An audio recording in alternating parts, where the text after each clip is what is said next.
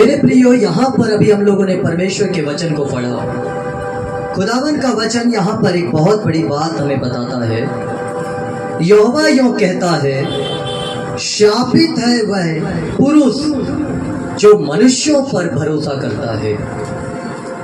यहाँ पर कोई इंसान नहीं कह रहा है, यहाँ पर कोई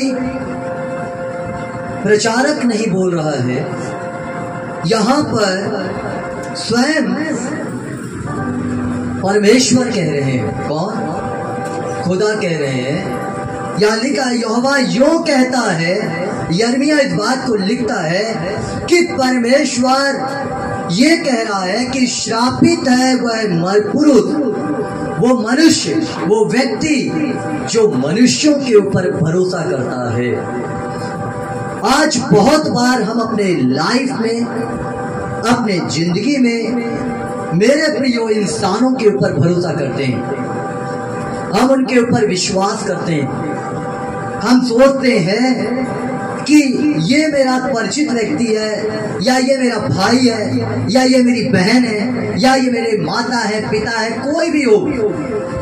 यहाँ कॉमन सबके लिए बातें की जा रही हैं।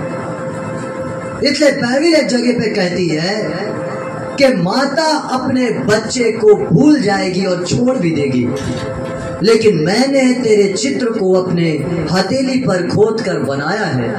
ना तो मैं तुझे कभी छोड़ूंगा और ना तो मैं कभी तुझे त्यागूंगा। हम, मेरे प्रियो, कई बार मनुष्य के ऊपर इतना विश्वास करते हैं और भरोसा करते हैं, और हम ये सोचते हैं कि हमारा छुटकारा किसी मनुष्य के द्वारा है, या कोई व्यक्ति हमें छुटकारा दिला सकता है, क्या कोई व्यक्ति हमको बचा सकता है। ऐसा विचार हमारे मन में आता है, और जिस दिन ये विचार हमारे मन में आता, उसी दिन हम श्रापित हो जाते हैं। उसी दिन से श्राप हमारे साथ में चलने लग जाता है। मैं अब तक की सेवकाई में आपको सच कहता हूं, मैंने किसी अगुवों के ऊपर और किसी मिनिस्ट्री के ऊपर, किसी भी लोगों के ऊपर कभी भरोसा नहीं किया। अब तक की सेवकाई में रियल कह रहा हूं, सच कह रहा हूं, पुलपिट पे खड़ा हूं, क्योंकि मुझे परमेश्वर ने पहले ही कहा था कि श्रापित है वो पुरुष जो मनुष्यों के ऊपर भरोसा करता और विश्वास करता है। क्योंकि मेरे प्रियो, मैं जब सेवकाई नहीं करता था, तब मैं बहुत बार जॉब के लिए, काम के लिए लोगों के पास जाऊं, उनसे जॉब मांगूं, काम मांगूं, और मेरे प्रिय मुझे कुछ नहीं मिलता था। मेरा भरोसा कहाँ था, मेरा कॉन्सेंट्रेट कहाँ था? मनुष्य थे, इंसान थे, और इंसानों में से किसी ने मदद नहीं की। बहुत से ऐसे ठेकेदारों के पास गया, नहीं लोगों ने काम दिया, लोग इग्नोर कर देते थे। मैं सत्य को जानता था कि मैं उस परमेश्वर का बेटा हूं जो जीवित है, जो सर्वशक्तिमान है, जिसने पूरी दुनिया को बनाया है। लेकिन फिर भी मैं इंसानों के पास हाथ फैला रहा था, और नतीजा ये था कि मुझे ना कोई जॉब मिल रही थी, ना कोई काम मिल रहा था, ना मेरे प्रिय कोई सम्मान, ना कोई इज्जत, कुछ भी नहीं, क्योंकि मेरा विश्वास इंसानों के ऊपर था। लेकिन जब परमेश्वर ने मुझसे बात किया और ये वचन दिया मुझे कि देख, तुझे कैसे चलना है, तुझे कैसे जीवन जीना है, तुझे कैसे निकलना है, और मैंने मेरे प्रियो उस परमेश्वर की ओर देखा और मैंने उससे कहा, प्रभु आज से मैं किसी इंसानों के ऊपर भरोसा नहीं करूंगा। अगर मैं करूंगा तो सिर्फ खुदा तेरे ऊपर विश्वास करूंगा, और जब मैं तेरे ऊपर विश्वास करूंगा तो भरोसेमंद लोग ही मेरे साथ में चलेंगे। हालेलुया। और वही हो रहा है, वही चीज चल रहा है। लेकिन हम मनुष्य होकर इंसानों के आगे हाथ फैलाते हैं। हम अपने रिश्तेदारों के यहाँ जाते हैं, हम अपने भाई के यहाँ जाते हैं, अपनी बहन के यहाँ जाते हैं, अपने मामा के यहाँ जाते हैं, अपनी बुआ के यहाँ जाते हैं, मौसी के यहाँ, फूफा के यहाँ, जो रिश्तेदार है सब क्या जाते हैं। और मेरे प्रियो, कई बार लोग हाँ हाँ हाँ हाँ करते हैं, लेकिन मदद कोई नहीं करता, हेल्प कोई नहीं करता। क्यों? क्योंकि हमारा भरोसा उस जीवित परमेश्वर से हटकर उस मनुष्यों पे लग जाता है जिसका प्राण भी निकलेगा, जो भी धरती से जाएगा। लेकिन यदि हमारा विश्वास परमेश्वर के ऊपर है तो दुनिया की कोई भी ऐसे लोग नहीं होंगे जो तुम्हारी मदद करने नहीं आएंगे।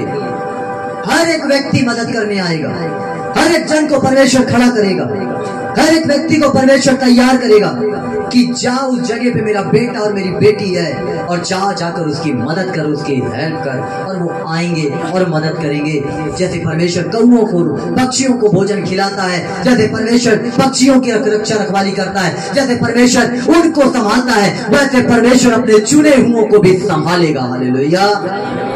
लेकिन भरोसा सिर्फ और सिर्फ परमेश्वर पे रखना है, सिर्फ और सिर्फ खुदा पे रखना है और खुदा के ऊपर विश्वास करना है। वही परमेश्वर हमें निकालेगा, वही परमेश्वर हमको आजाद करेगा, उसके अलावा कोई नहीं। आगे लिखा हुआ है, जिसका मन यहोवा से भटक जाता है वह निर्जल देश के अधमरे पेड़ के समान होगा। जिसका मन किससे भटक जाता है? जीवित परमेश्वर से। जो लोग सत्य को जानकर, बाइबल को जानकर, चर्च को जानकर, संगति को जानकर, सब कुछ जानने के बावजूद लोग अलग हो जाते हैं, वो लोग कैसे बनते हैं? मैं नहीं कह रहा हूं, वचन कहता हुआ, निर्जल देश के अधमरे पेड़ के समान होगा और कभी भलाई नहीं ना देखेगा। वह निर्जल देश और निर्जन तथा लोनछाई भूमि पर बसेगा। कितनी भयानक बात उन व्यक्ति के लिए है जो व्यक्ति प्रभु को जानने के बाद रॉन्ग जगह पे गए, परमेश्वर को छोड़ दिए, खुदा को भूल गए, मनुष्यों को ज्यादा सम्मान दिया। विचार करो मेरे प्रिय, समझो ये मन धोखा देने वाला है। बड़ा आज चर्च ना जाएंगे तो क्या होगा? एक दिन ना जाने से कुछ हो जाता है क्या? अरे एक ही दिन में क्या पता परमेश्वर वही दिन तुम्हारे लिए ठहराया था कि तुम्हें ब्लेस कर दे। और वही दिन अक्सर देखना ऐसा होगा जिस दिन कलीसिया जाना होगा और उसी दिन मन बिल्कुल नहीं करेगा, अरे नहीं जाएगा, बिल्कुल आत्मा गवाही नहीं देगी, अरे नहीं जाएगा। और वही दिन होता तुम्हारे छुटकारे का, जिस दिन तुम्हारा मन में जो असाध्य रोग लग गया है, वो रोग कहता है कि मत जा मत जा मत जा। और जब बाद में वीडियो देखते हैं, अरे हम नहीं जा पाए, क्या होता, पछतावा छोड़ के और कुछ नहीं रह जाता। इस चीज को समझो, तुम्हारा भरोसा केवल और केवल परमेश्वर पे होना चाहिए। चाहे आंधी आए, चाहे तूफान आए, चाहे कुछ भी आए, तुम्हें बस परमेश्वर की ओर देखना है, तुम्हें बस खुदा की ओर देखना है। गलातियों उसका 1 अध्याय और उसका 10वां पद कहता है, अब मैं क्या मनुष्यों को मानता हूं या परमेश्वर को? क्या मैं मनुष्यों को प्रसन्न करना चाहता हूं? यदि मैं अब तक मनुष्यों को ही प्रसन्न करता तो मसीह का दास न ठहरता। यदि अब तक हम मनुष्य को ही प्रसन्न करते, यहां पर गलातियों में पौलुस कहता है तो मैं मसीह का दास। जब पौलुस को परमेश्वर ने बदला तो पौलुस कहां गया आपको पता? अच्छा, कॉमन सी बात है, जब आप लोगों का जीवन बदलता है, मसीह में आते हो, प्रभु में चलते हो, प्रभु के साथ बढ़ते हो, प्रभु में आगे बढ़ते हो, तो पहला विचार आपका क्या बनता है कि मैं प्रभु के लिए करूं? कभी ये मन में आया आपके ख्याल कि चलो मैं चर्च गया, चर्च गई, मैं कलीसिया में गया, कलीसिया में गई, अब मुझे क्या करना चाहिए? पौलुस जो मसीहों को सताने जा रहा था अंताकिया उस क्षेत्र में, उसका जीवन बदला तो वो कहता है मैंने लहू और मांस से सलाह लेने नहीं गया। लहू और मांस से सलाह लेने, अरे नहीं ना, हम अपने मम्मी से नहीं पूछे, हम पापा से नहीं पूछे, हम ना जाएंगे आज मीटिंग में, नहीं। कह रहा है कि वो लहू और मांस की सलाह नहीं लिया, ना अपने माता पिता के पास गया, ना अपने पुराने लोगों के पास गया। देखो यहाँ पे लिखा हुआ है जब हम पढ़ते हैं, मैं अपने बहुत से जाति वालों से जो मेरी अवस्था के थे यहूदी मत में अधिक बढ़ता जाता था और अपने बाप दादाओं की परंपरा के लिए बहुत उत्साहित था, परंतु परमेश्वर की जिसने मेरी माता के गर्भ ही से मुझे ठहराया और अपने अनुग्रह से बुला लिया, जब इच्छा हुई कि मुझ पर अपने पुत्र को प्रकट करे कि मैं अन्य जातियों में उसके सुसमाचार फैलाऊं, तो मैं ना मैं मांस और लहू से सलाह ली और न यरूशलेम को उनके पास गया जो मुझसे पहले प्रेरित थे, परंतु अरब को चला गया और फिर वहां से दमिश्क को लौट आया। हालेलुया। हम लोग क्या करते हैं? सलाह लेते हैं, अभी नहीं, अभी शादी मेरे बच्चों की बाकी, अभी कैसे उनका शादी होगा, अभी कैसे उनका विवाह होगा, अभी क्या होगा, बस इसी में गोल गोल घूमते रहो। अरे किसको पता है, किसको मालूम परमेश्वर क्या चाहता किसके जीवन में?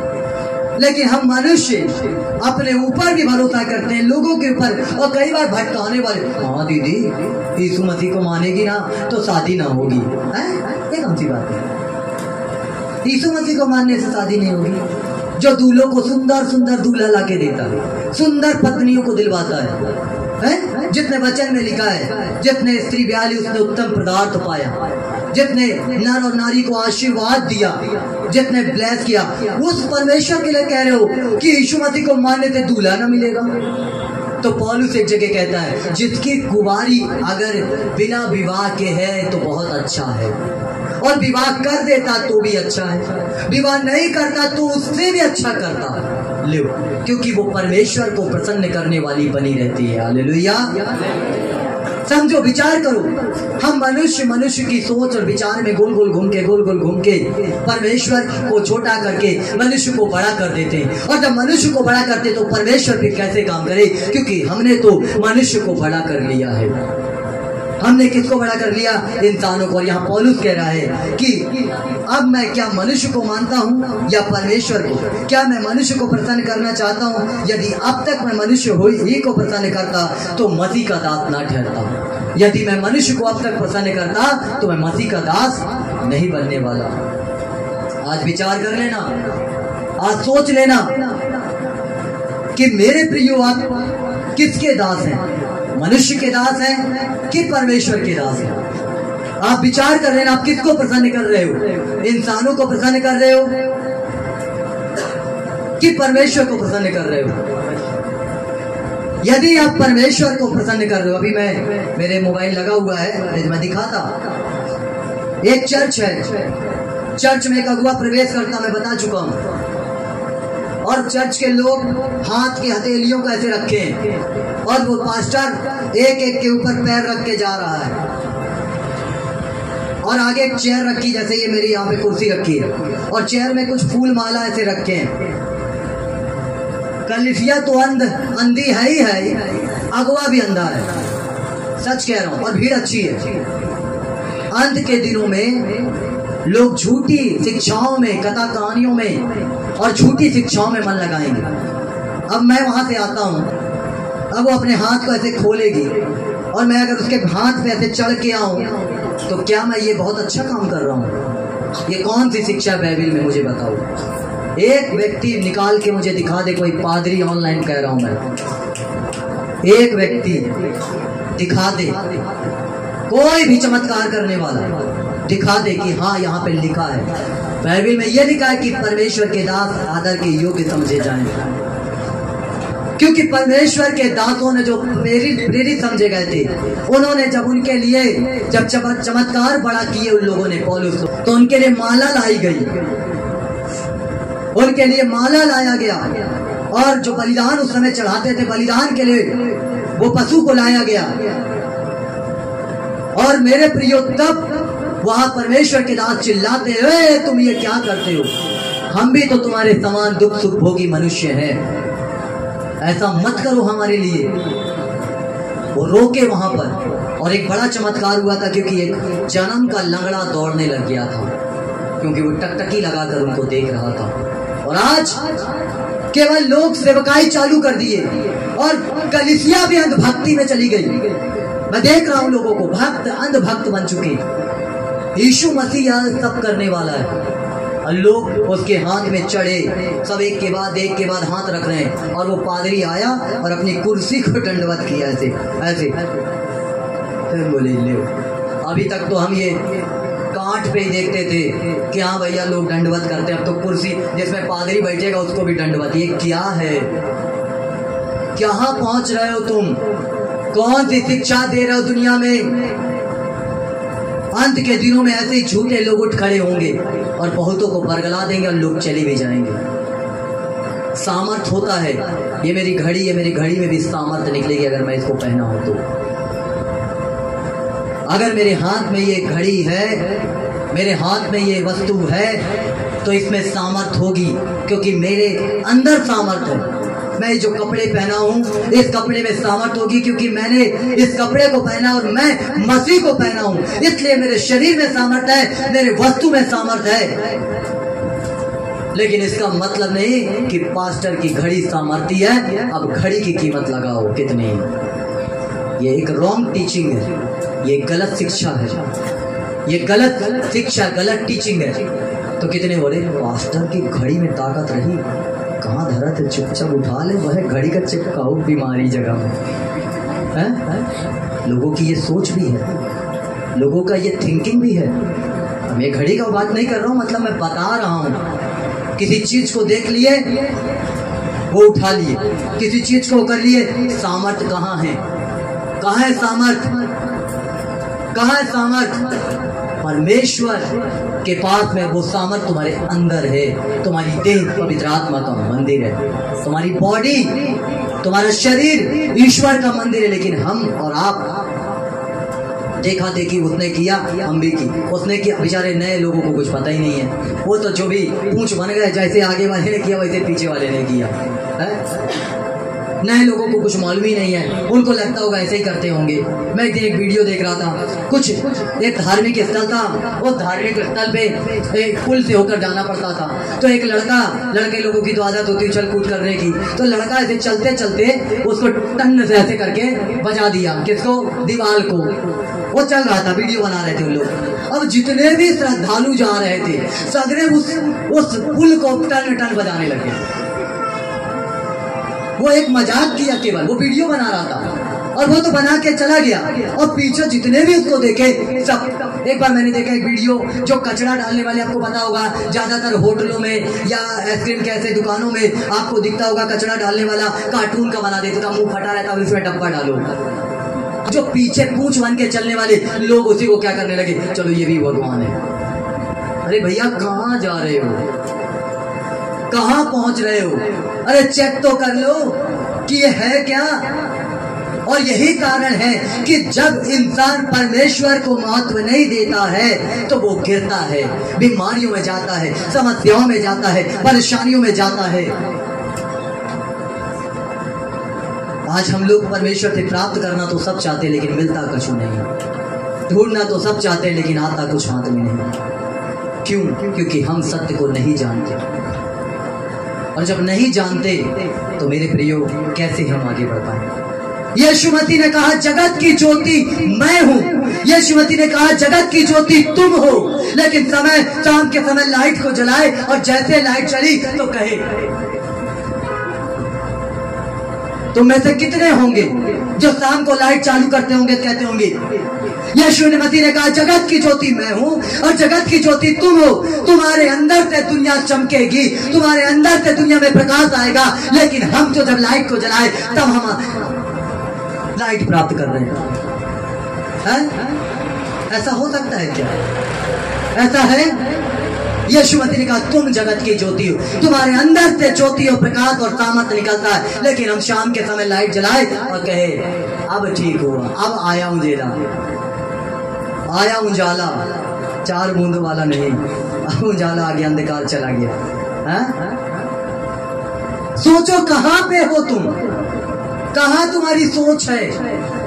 लिखा है, इसलिए मैं यहाँ यह कहता हूँ और प्रभु में आग्रह करता हूँ कि जैसे अन्य जाति लोग अपने मन की अनर्थ रीति पर चलते हैं, तुम अब से ऐसे न चलो, क्योंकि उनकी बुद्धि अंधेरी हो गई है। क्या हो गई है? अंधेरी। और अंधेरी बुद्धि कहीं भी जाती है। अंधेरा आदमी अब किसी की आंख नहीं है, कहीं भी बेचारे को ले चलो वो चला जाएगा, उसको क्या पता आगे गड्ढा है नहीं है, वो तो तुम्हारे भरोसे चल रहा है। और लेकिन आगे ही वाले जब सही रीति से नहीं चलेंगे तो पीछे वाले फिर तो वही देख के चलेंगे। यदि अगुवे प्रचारक पास्टर ही सही ना चले तो मेरे प्रियो कलीसिया कैसे चलेगी? यदि उनका ही जीवन परफेक्ट नहीं है, अच्छा जीवन नहीं है, तो कलीसिया कभी अच्छी हो ही नहीं सकती, कलीसिया कभी बेहतर नहीं हो सकती। और अगर वो बेहतर चलने लगे तो कलीसिया को कुछ करने की जरूरत नहीं पड़ेगी, अपने आप कलीसिया सामर्थ्यशाली, शक्तिशाली और बेहतर और ताकतफुल और अनंटिंग से भरी हुई दिखाई देगी। हालेलुया। मेरे प्रियो समझो और विचार करो, तुम्हारी जो विवेक है, तुम्हारा जो माइंड है, बुद्धि है, वो अंधेरा नहीं है। परमेश्वर ने तुम्हें खोला है, तुम्हारे दिमाग को, लेकिन आप क्या इसको रिसीव करते हो? आप मानते हो? थोड़े समय तक के लिए तो चलते हो, उसके बाद फिर फेल हो जाते हो। दूसरे शहरों से लोग ऑनलाइन जुड़ रहे हैं, हमारे चर्च के लोग बाहर कमाने गए, अब वो कहीं और जा रहे हैं। क्यों?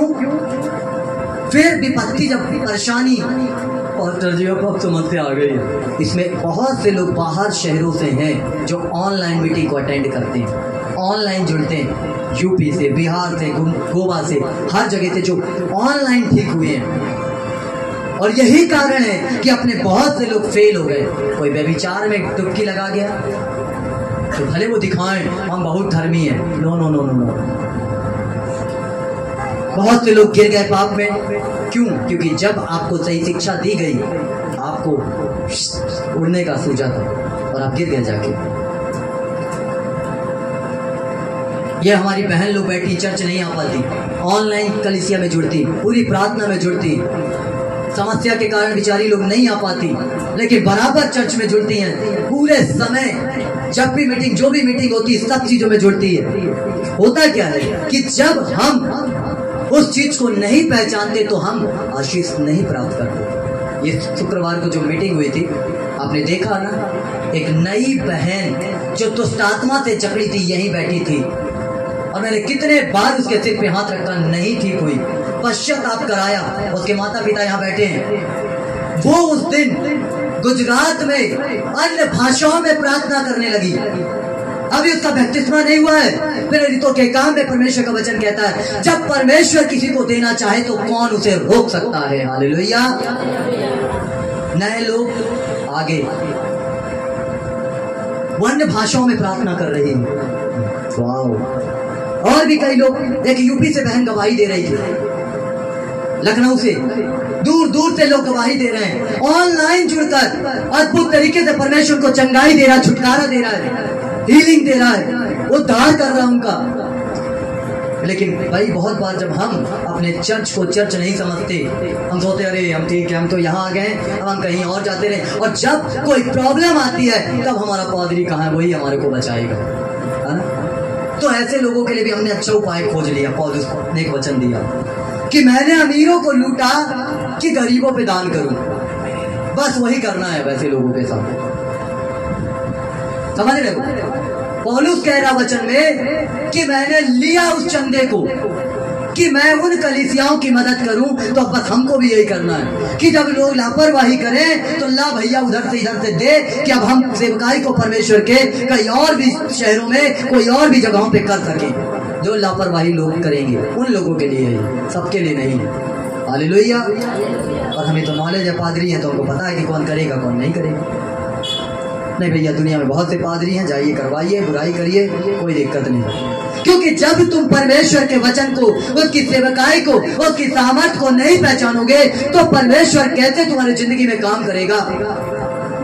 एक मस्सा, एक ग्रेस, एक ऑनेंटिंग जब हमारे साथ चलती है तब हम उन्नति करते हैं। मैं अपने स्पिरिचुअल फादर अपोस्टल अंकुर नूरुल्लाह के ही संदेश को सुनता हूँ और उन्हीं को फॉलो करता हूँ, और मैं सबको देखता हूँ, ऐसा नहीं सबका आदर सम्मान करता हूँ, लेकिन अब मेरे लाइफ में सिर्फ एक अगुआ है। क्योंकि जब मैंने प्रार्थना किया, जब मैंने दुआ किया और परमेश्वर से मैंने बोला कि जैसे परमेश्वर एलिया की सामत एलीशा पे उतरी थी वैसे ही मुझे एक अगुआ दे, तब परमेश्वर ने 2022 और 21 में वो अगुआ मुझे दिया। और मेरे प्रिय तब से मैं उनको पकड़ लिया, सुना सबको, मानता सबको, लेकिन एक अगुवे को अपना स्पिरिचुअल फादर बना के चलता हूँ कि जो कुछ वो अपने जिंदगी में करेंगे वो ऑलरेडी मेरे लाइफ में अपने आप आने लग जाएगी, और वो आ रही है। हालेलुया। उसके लिए हमें मेहनत नहीं करनी पड़ती। इसलिए मेरे प्रियो आप जांचो और समझो, जब एक ग्रेस, एक अनॉइंटिंग, एक सेवकाई, एक अगुवा, एक पास्टर, जब आप उसकी बात को मानकर चलते हैं तो परमेश्वर अपनी सामर्थ को आपके ऊपर प्रकट करता है, और जो कुछ हम करेंगे वो परमेश्वर आपके लाइफ में अपने आप करना चालू कर देगा। हालेलुया। इसके लिए ज्यादा मेहनत करने की आपको जरूरत नहीं, ज्यादा आपको उठक पटक करने की जरूरत नहीं है। सिर्फ आपको उसको फॉलो करना है, आपको देखना है, आपको प्रार्थना में जाना है। कई बार जब अभी मैं प्रार्थना कर रहा हूँ, रात का भोजन यहाँ से जाने के बाद 11-12 बजे रात करता हूँ, वो भी किया तो किया, नहीं तो सो गया। मैं लगातार प्रार्थना में, क्यों?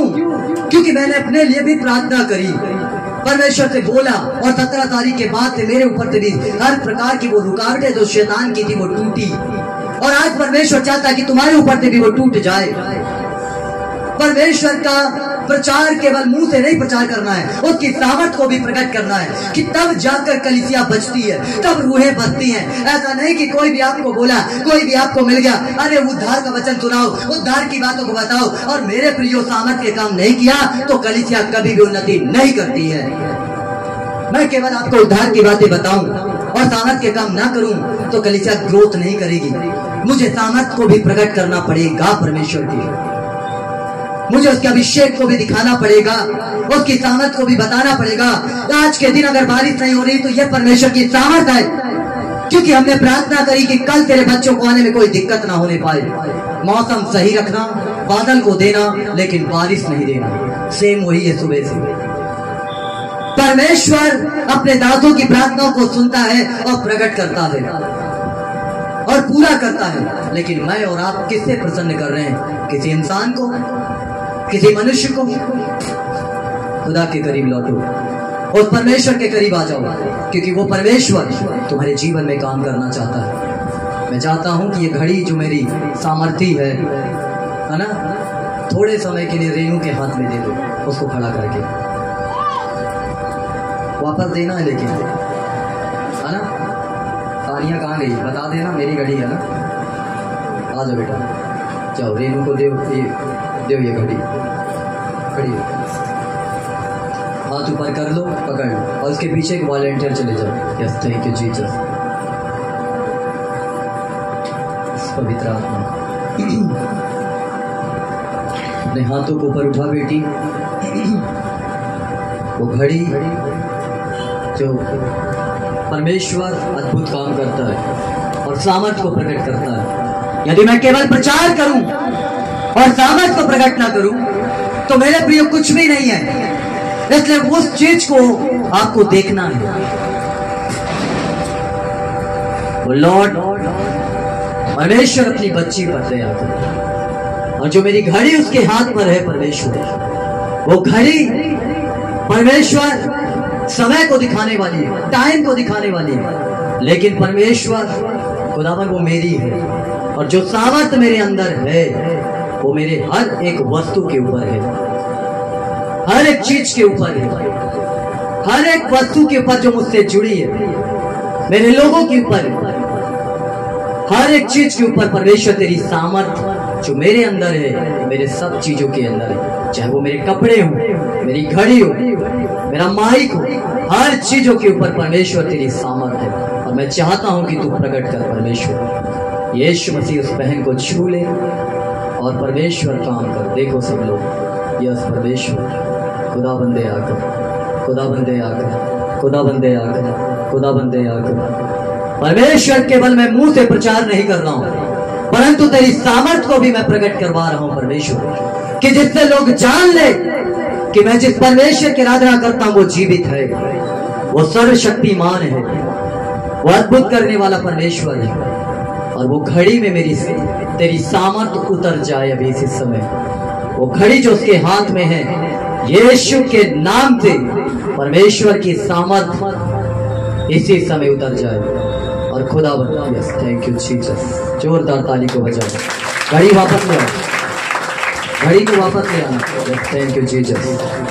देखो लॉर्ड परमेश्वर धन्यवाद। यीशु मसीह ऐसे ही काम करता मेरे प्रिय।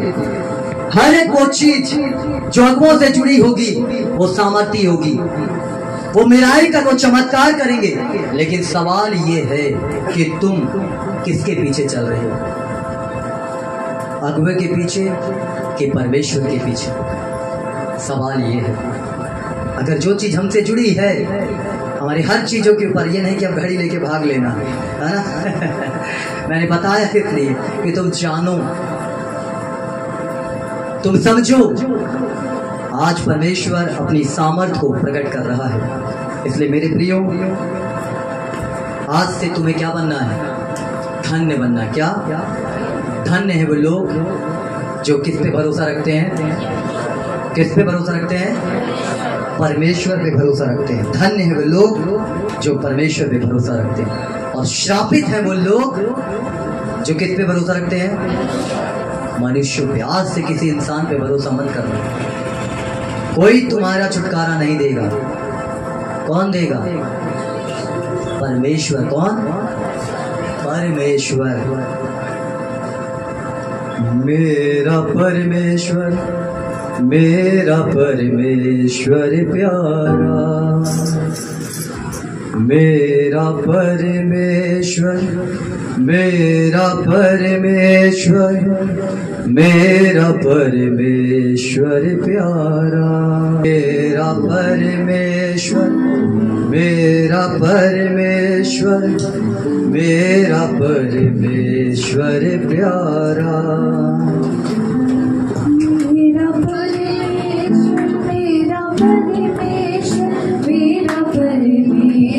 प्यारा। हर एक जन तैयार हो जाओ उसके सामर्थ के लिए।